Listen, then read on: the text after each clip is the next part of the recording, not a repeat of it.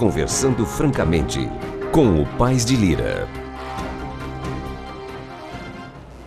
Olá, amigos. Estamos encerrando uma semana de trabalho na Câmara dos Deputados. Semana curta, devido aos dias santificados da Semana Santa. Mas foi uma semana de pouca produção. Nada se votou no plenário. Na terça-feira, ainda se tentou votar alguma coisa e havia pelo menos quórum mínimo para a votação de um projeto de lei complementar relacionado a benefícios previdenciários para pessoas portadoras de deficiência física. Mas acabou não sendo votado o projeto, embora aparentemente não fosse polêmico, porque o governo entendeu melhor retirá-lo de pauta. Parece que o governo não está de acordo com o texto final apresentado para votação. É muito curioso isso. É um governo que afirma que sempre trabalhou pelo social. Já no dia seguinte, na quarta-feira, não tivemos quórum para nada. Então a matéria não pode ser votada e mais, nem as comissões funcionaram. Com exceção de uma comissão de fiscalização e controle, que funcionou, todas as demais, embora estivessem com pauta de trabalho, fracassaram devido à falta de quórum. A verdade é que os parlamentares preferiram ficar em seus estados na Semana Santa em contato com seu eleitorado. É claro que existe uma necessidade real de que o parlamentar fique em contato com sua comunidade. Se ele permanecer em Brasília, ele vai ficar esquecido pelo seu eleitor, claro.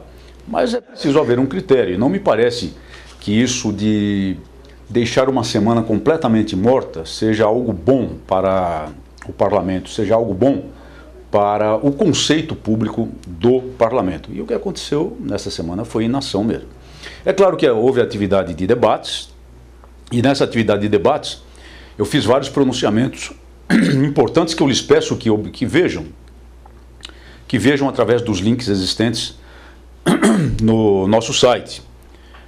Um deles é relacionado com a questão do projeto de legalização dos bingos. Eu me posicionei de maneira desfavorável ao projeto, mas muito mais do que isso.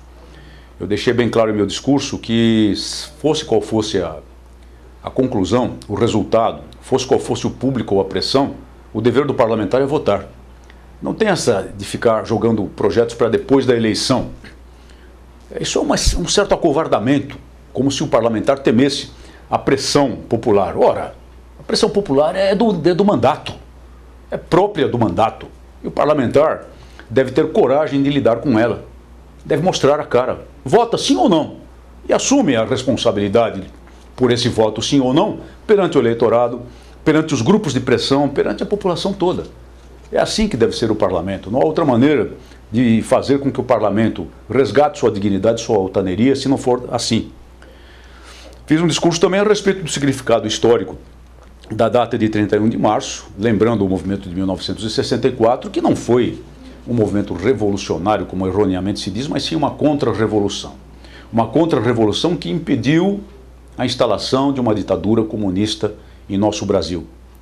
E foi um movimento que, embora de caráter militar no seu desfecho, aconteceu nos ombros de um grande movimento popular, concretizado especialmente pela famosa Marcha da Família, com Deus pela Liberdade, ocorrida em São Paulo e capitaneada pelas mulheres paulistas, que deram o seu exemplo de coragem, de grito pela liberdade, de preservação do Estado Democrático de Direito e arrastaram os maridos e filhos a uma tomada de posição.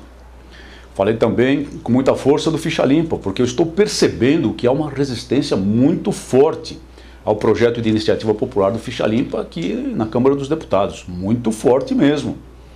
Está até a me parecer que vão também empurrar com a barriga a votação do projeto Ficha Limpa, embora o grupo de trabalho designado para dar parecer sobre ele, do qual tive a honra de fazer parte, já tenha concluído e apresentado seus trabalhos ao presidente da Casa, deputado Michel Temer. Parece que estão querendo empurrar o Ficha Limpa com a barriga. Tem medo de quê? Ontem, em plenário, o deputado José Genuíno, importante parlamentar desta casa, tem uma voz muito forte aqui e é membro de um partido muito forte também, fez um discurso claro, decisivo contra o Ficha Limpa. É de espantar, porque o projeto, com as cautelas que foram adotadas no grupo de trabalho, exigindo o texto, pelo menos a confirmação de uma sentença em segunda instância para declarar a inelegibilidade, é um projeto com suficiente proteção aos candidatos a cargos públicos para evitar perseguições políticas. E é um projeto que trabalha pela ética do parlamento, é um projeto que trabalha pela altaneria do parlamento, é um projeto que, se aprovado, vai ajudar a resgatar a fé no parlamento por parte da população. Isso é extremamente importante para os dias de hoje e para o futuro do país. Não entendo essa resistência, mas vamos chegar a votá-lo. E falei também com muita força contra o recrudescimento da ditadura chavista na Venezuela. Bem, mas a Venezuela não é o Brasil, né? E esse deputado fica falando da Venezuela. Mas é importante falar porque há muitos admiradores da chamada República Bolivariana imposta por Hugo Chávez na Venezuela, que incluem as mesmas medidas que ele impôs, que ele conseguiu impor lá pela força, e agora está prendendo opositores, agora está prendendo membros da imprensa, está calando, silenciando a imprensa. Há muitos admiradores que estabelecem aqui linhas de conduta, principalmente através do Plano Nacional de Direitos Humanos, versão 3, exatamente no mesmo sentido totalitário da ditadura chavista. E nós não podemos tolerar isso. O Brasil não pode engolir essa ameaça contra o Estado Democrático de Direito.